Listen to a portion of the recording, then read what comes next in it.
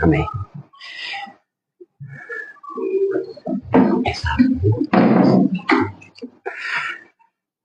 Ok, boa noite a todos. Que o Divino Mestre Jesus nos abençoe sempre. Hoje tem uma novidade, né? Tem um relógio ali, para mim não perder o tempo, né? Não conversar demais. Então é com muita alegria que eu vejo alguns rostos amigos, tá? Esperamos que essa nossa reflexão de hoje traga conforto, tá? Traga instrução e traga a vontade de continuarmos buscando sempre, tá? Peço licença um minutinho.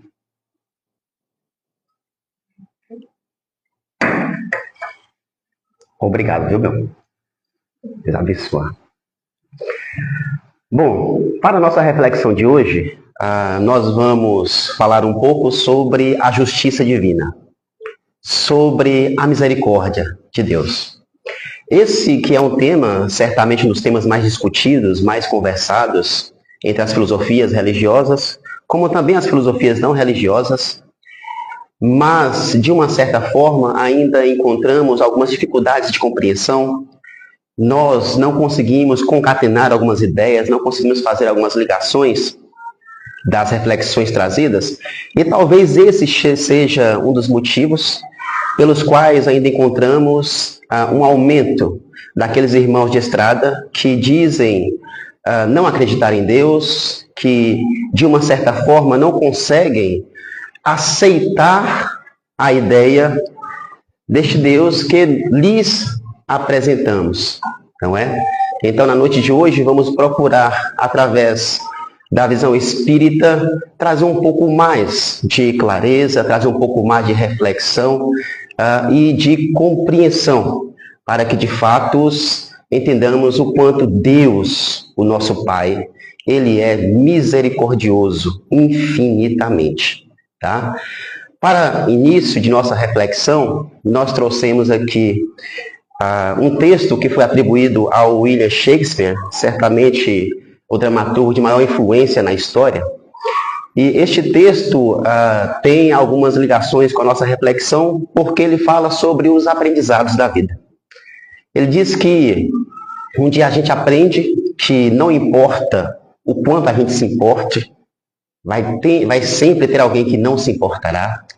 Um dia a gente aprende que o que importa não é o que você tem na vida, mas quem você tem na vida. Um dia a gente aprende que não importa o quanto o nosso coração se quebre, né? Mas o mundo à nossa volta não irá parar para que a gente cate os caquinhos de volta. Um dia a gente aprende que a gente pode fazer uma coisinha aqui agora, num instante, e se arrepender para o resto de nossa vida. E um dia a gente aprende que a maturidade, ela tem muito mais a ver com as experiências vividas do que com os anos acumulados. Esta é a frase central de nossa reflexão hoje, não é? E a gente pode incrementar um pouquinho dizendo que a maturidade espiritual, ela tem muito mais a ver com as experiências vividas, absorvidas, aprendidas, do que com os anos acumulados. Essa frase ela é maravilhosa porque nós cotidianamente percebemos e encontramos pessoas, né, que têm pouca idade e apresentam características, uma personalidade muito desenvolvida, né, muito madura. Lembrando aqui a nossa amiga Regi, que sempre fala do nosso companheiro Saulo, né, no auge de sua adolescência, parece um veão, né, bem ali compenetrado, todo sério, né? Então, da mesma forma que encontramos pessoas como Saulo, encontramos também aqueles indivíduos, né, que já têm uma idade avançada, dentes caindo, mas com atitudes um tanto quanto infantis, né, não de acordo com a sua idade atual. Bom, certamente todos nós aqui já ouvimos falar também daquelas chamadas crianças prodígios, né, que são aqueles indivíduos que, bem novinhos, apresentam uma capacidade, uma característica maravilhosa e, para alguns de nós, incompreendidas, não é? A gente vai lembrar de alguns apenas, tá bom? Como, por exemplo, Joe Alexander, que aos 8 anos de idade foi considerado um gênio da música clássica. Ele impressionou os grandes nomes desta arte, fazendo parecer fácil tocar aquelas sinfonias, aquelas músicas do Beethoven, do Mozart, do Bach, e isso sem acesso às partituras, isso sem acesso às letras. Então, aos 8 anos, considerado um gênio mundial da música clássica. Nós temos Michaela Fudolin, que formou-se em bacharel de Ciências Físicas aos 16 anos de idade. Ciências Físicas, gente. Nós temos o Akrik Jaswal, um indiano, reconhecido mundialmente por ter feito sua primeira cirurgia aos 7 anos de idade. Hoje, com 32 anos de idade, continua, lógico, em sua formação, se tornou cirurgião e continua impressionando a academia. É um dos maiores QIs que se tem no planeta. Então, é incrível. Com 7 anos, fez uma cirurgia. Nós temos o Taylor Wilson. Esse é interessante, que ele, aos 10 anos de idade, conseguiu fazer uma bomba com utensílios domésticos. Não siga um exemplo, por favor. Mas este garoto, ele foi reconhecido mundialmente por ser a pessoa mais jovem a construir um fusor nuclear. No ano de 2011, ele ganhou um prêmio internacional da Academia de Engenharia da FER Intel por causa do seu detector de radiação, utilizado na medicina, utilizado nas ciências atômicas. Certamente, MacGyver, aquele da TV, ficaria muito impressionado, né, e com um pouco de inveja de uma criança desta, né? 10 anos de idade. Então, o que são esses nossos amigos, esses irmãos?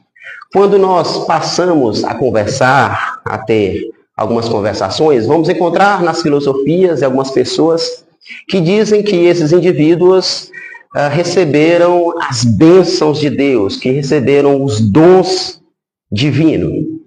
Que, visto que, de acordo com essas visões, nós só temos uma vida, né, uma existência, e depois desta vida ou é céu eterno ou é inferno eterno. No momento de nosso nascimento, segundo essa visão, Deus cria a alma e coloca nesta alma esses dons. Para alguns ele dá o dom da música, para outros o dom da arte, da pintura, da ciência. E, de uma certa forma, nós nos perguntamos como é que o nosso Pai, ele realiza essas escolhas, né, de quem receberá o dom e de quem não receberá o dom. Particularmente nós perguntamos por que você, não eu, porque algumas pessoas conseguem fazer, por exemplo, aquela maravilhosa da pintura da Capela Sistina, enquanto nós aqui não conseguimos nem rabiscar no caderno de desenho. Como é que algumas pessoas nascem em berço de ouro e outras pessoas têm tanta dificuldade na vida material?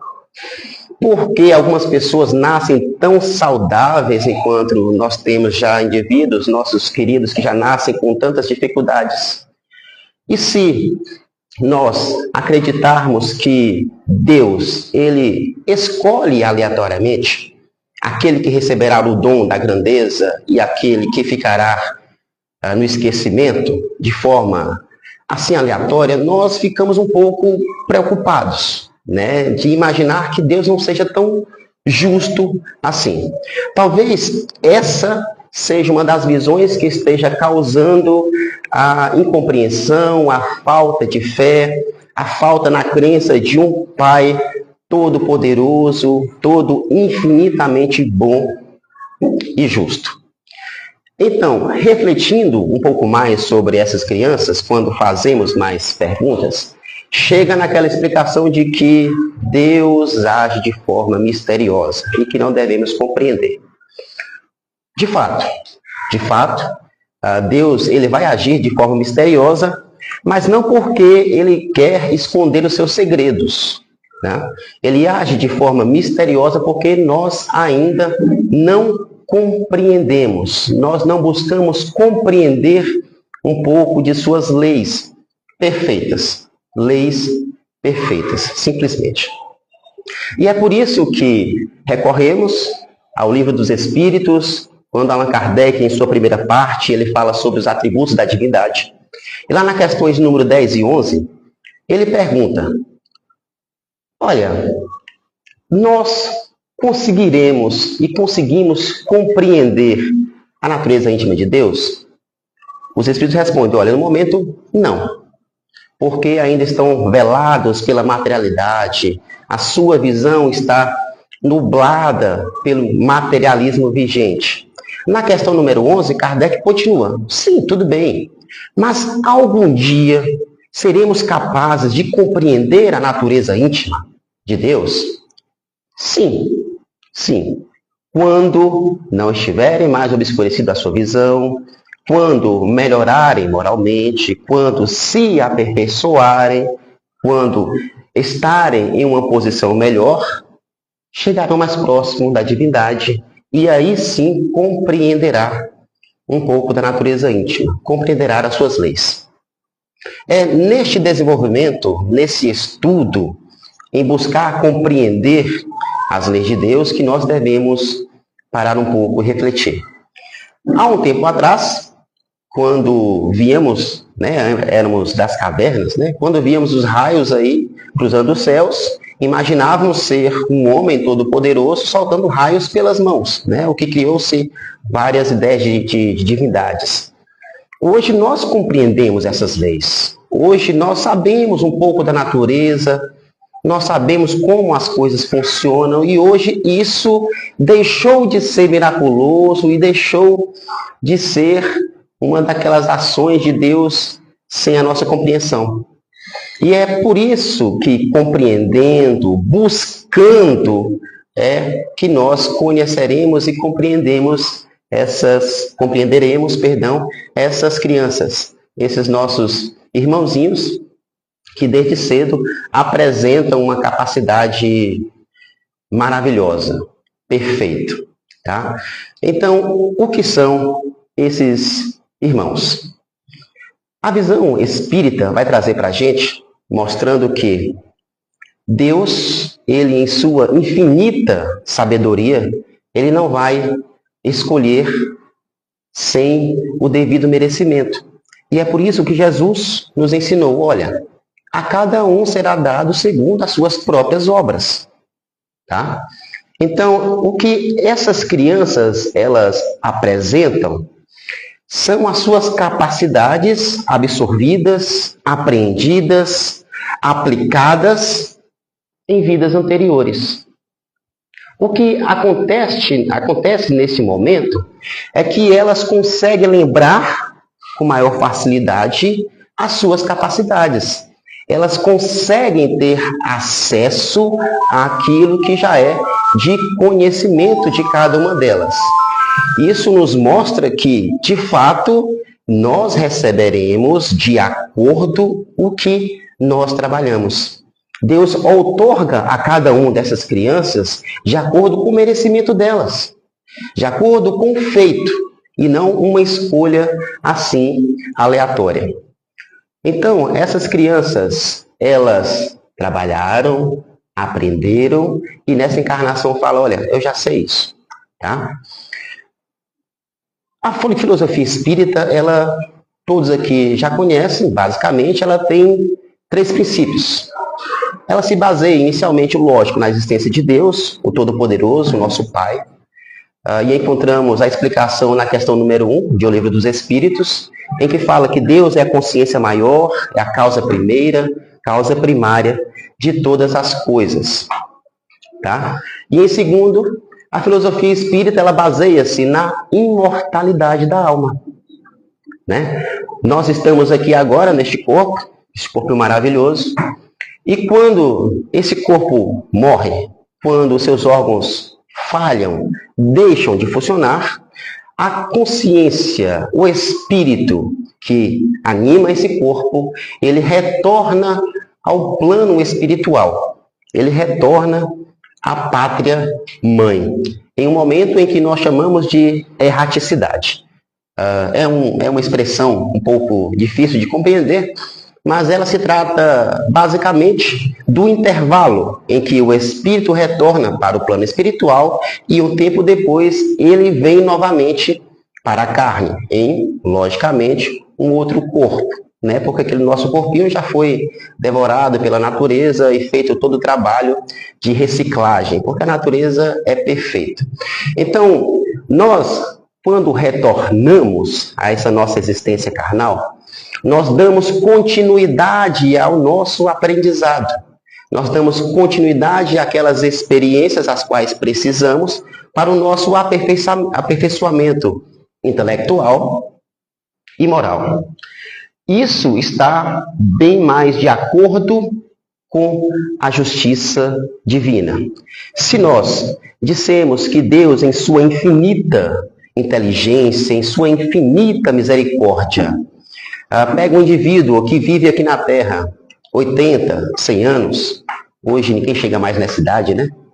Então vamos supor que chegamos a 100 anos de idade e depois desta existência está nos preparado ou o céu eternamente ou o sofrimento eternamente. Isso nos deixa um pouco preocupados, um pouquinho com medo. E talvez esta seja uma das visões que estão sendo apresentadas, que não está sendo muito aceita pelos nossos irmãos, que afirmam, poxa, perdão pela expressão, Deus então não é tão benevolente assim, não é tão misericordioso, visto que depois de 80 anos eu vou estar ali em sofrimento eterno, será que ele não me dará nenhuma chance? E é fazendo essa pergunta que Allan Kardec, no Livro dos Espíritos, questão 171, ele fala, olha, mas para que serve a reencarnação? Em que se baseia o dogma da reencarnação? Para que viemos aqui novamente? E a resposta é simples e direta dos irmãos de luz. Olha, um bom pai sempre deixa uma porta aberta para os seus filhos se arrependerem, se reajustarem e trabalharem no seu aperfeiçoamento.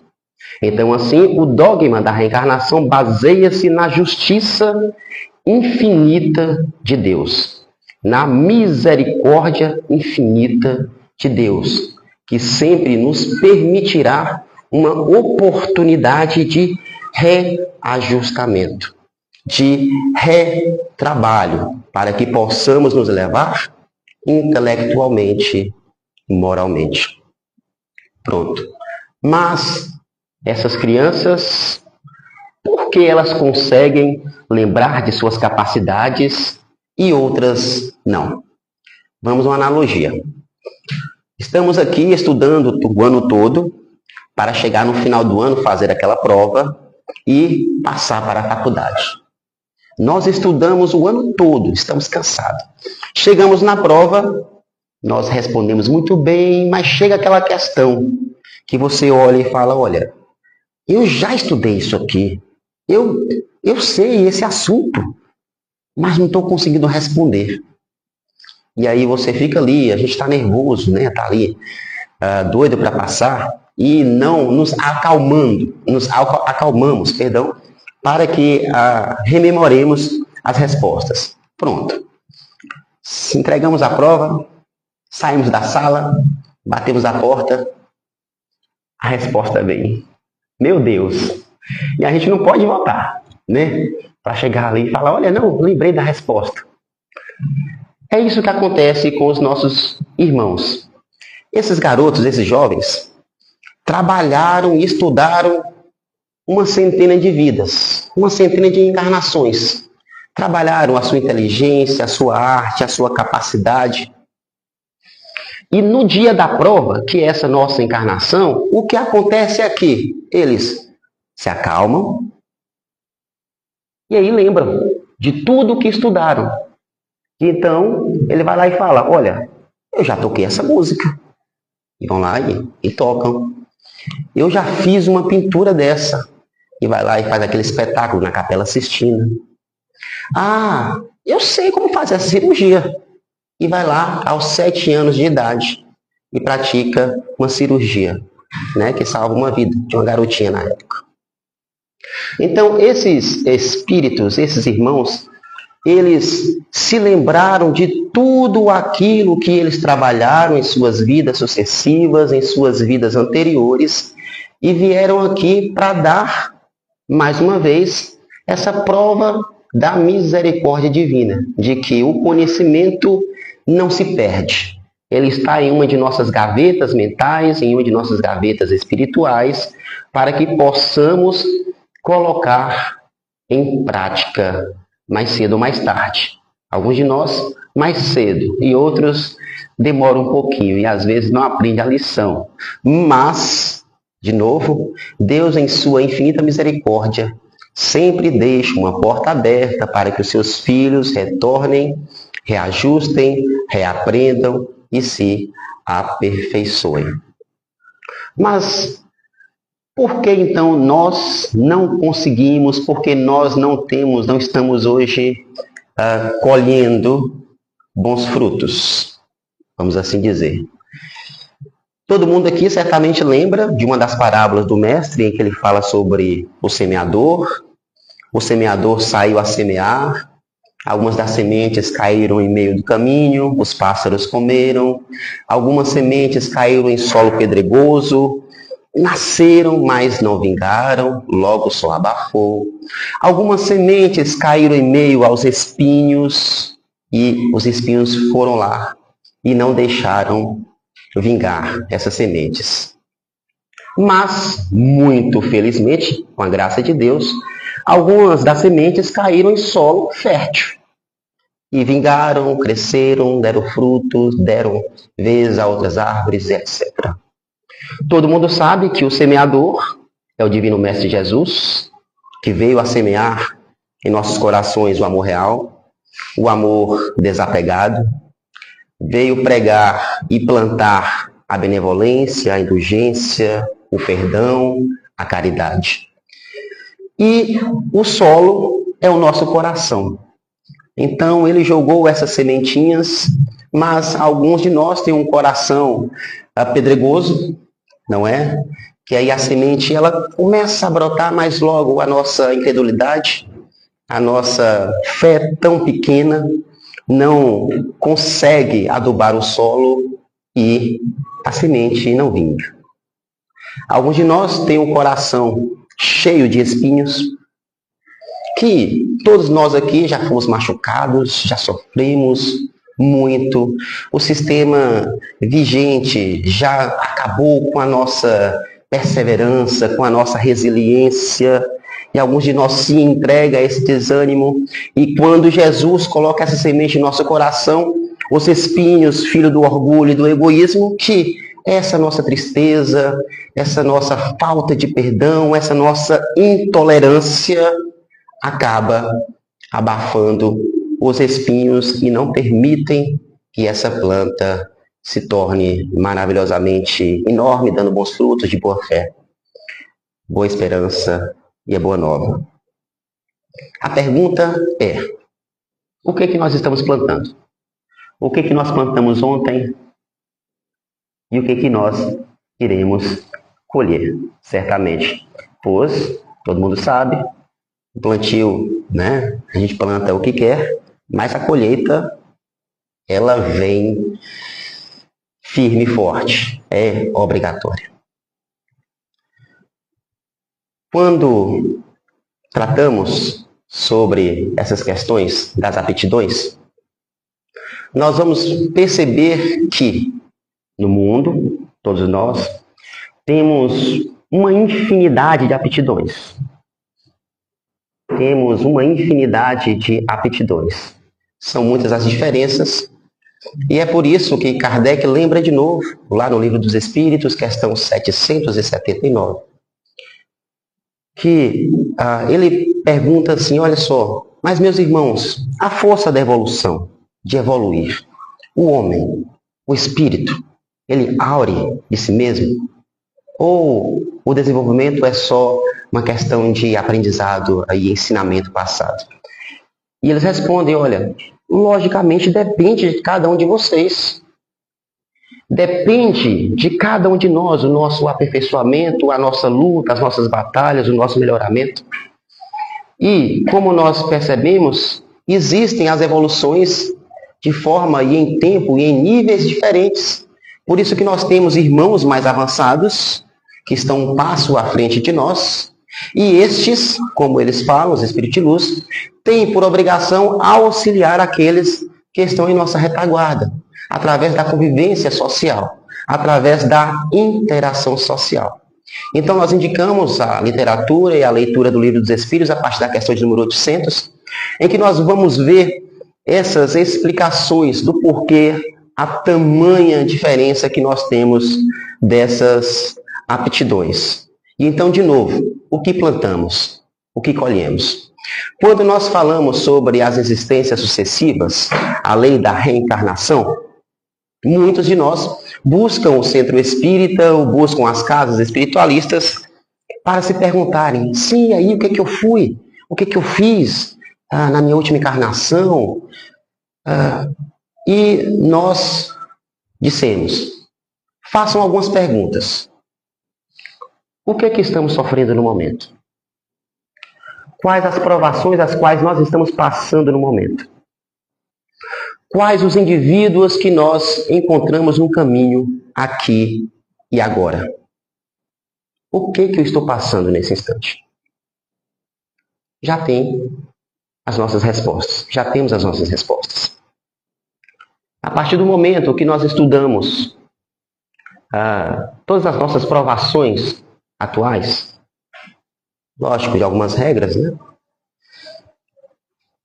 É perceptível, é compreensível, e a partir daí nós entendemos, olha, se eu estou passando por esta prova, é porque de forma direta ou indireta já causei um sofrimento tal ou qual.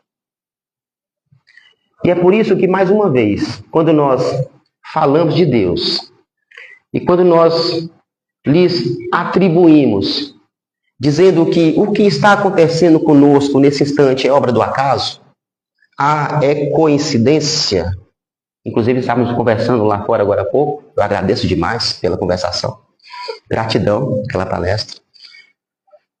Quando nós dissemos que Deus trabalha no acaso, de novo, nós estamos dizendo que o Pai Todo-Poderoso não é tão inteligente ou tão justo assim, já que nós somos jogados no mundo pela casualidade.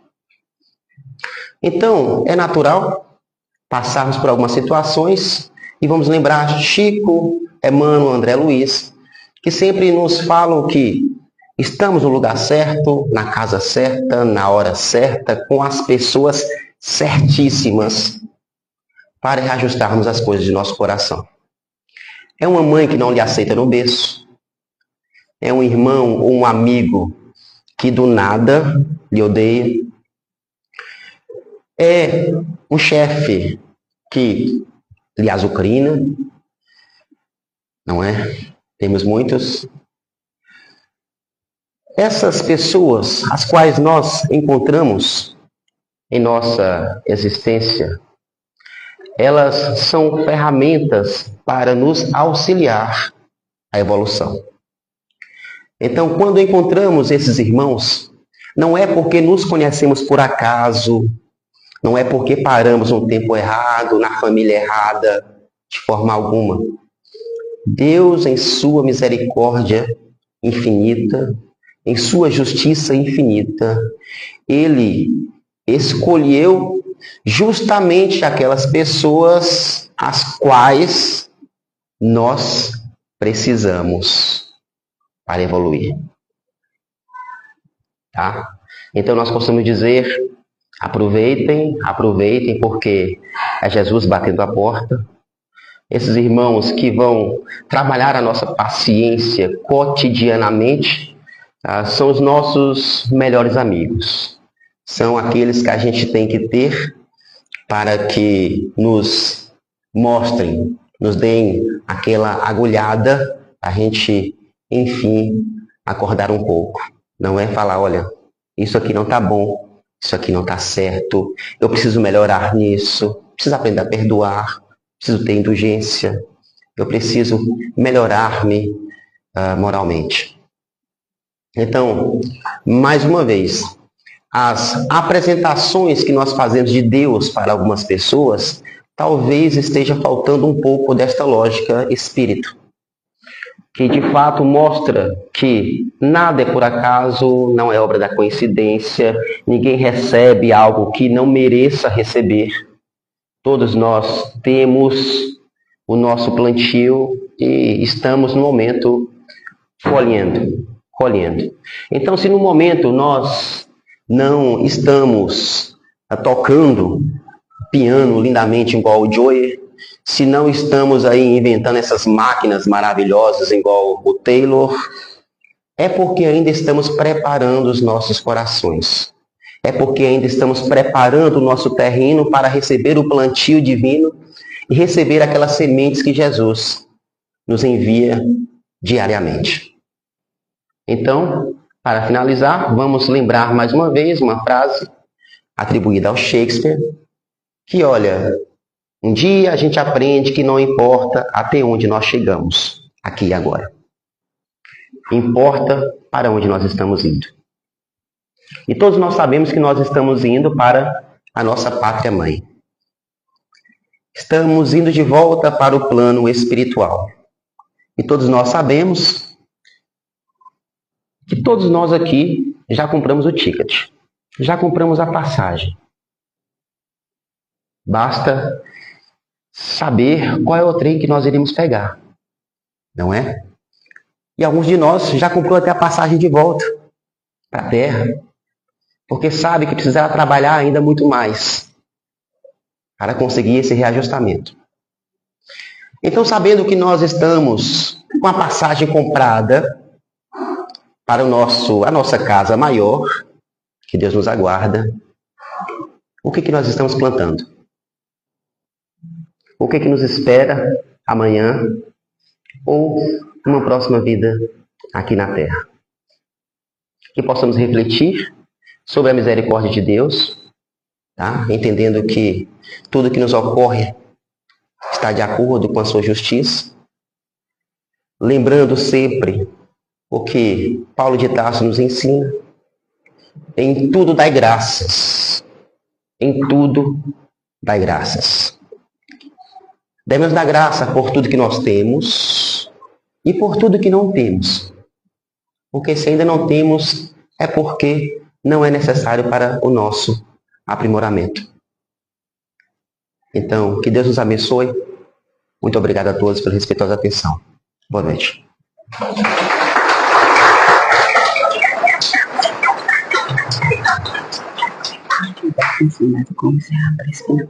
Pode sim.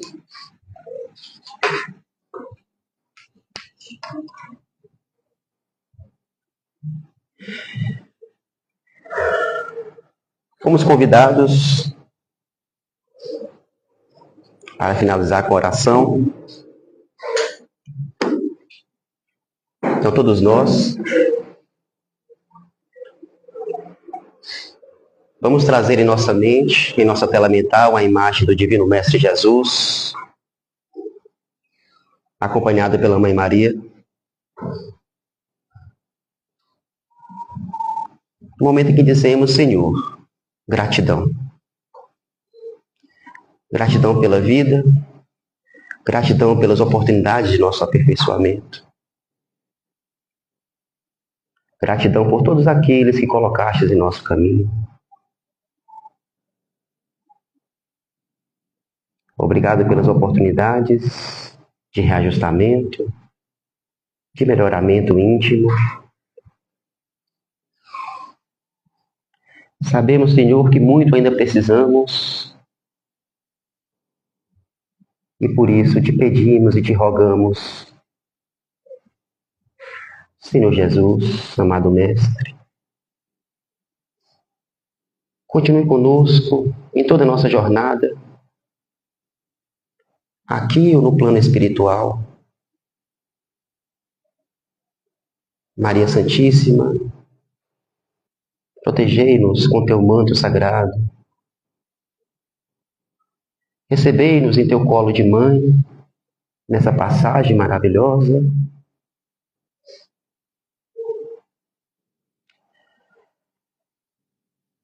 Que possamos, Mãe, sentir o teu abraço, o teu cheiro, o calor de mãe, dizendo: meus filhos, tudo passa. Na jornada da vida, temos as ferramentas necessárias para o nosso aperfeiçoamento, temos os encontros necessários para o nosso reajustamento. E que por isso, como irmãos de estradas, possamos nos abraçar, nos inspirar, nos educar e, acima de tudo, ofertar o exemplo. Que o nosso coração seja um solo produtivo para receber as sementes de Jesus, para que possamos auxiliá-lo na seara do bem, no plantio, para que toda a humanidade amanhã possa colher bons frutos. Senhor Deus, Pai de misericórdia infinita, te agradecemos, Senhor, pela vida eterna, pela passagem. Nós pedimos humildemente aos mentores da casa, aos nossos irmãos espirituais, guias, que possam, nesse instante, guiar a todos nós, espiritualmente, em nosso retorno, no nosso reencontro com os nossos amigos que já se foram, que nos esperam com um sorriso e com um abraço de mãe. Que assim seja, Senhor. Gratidão.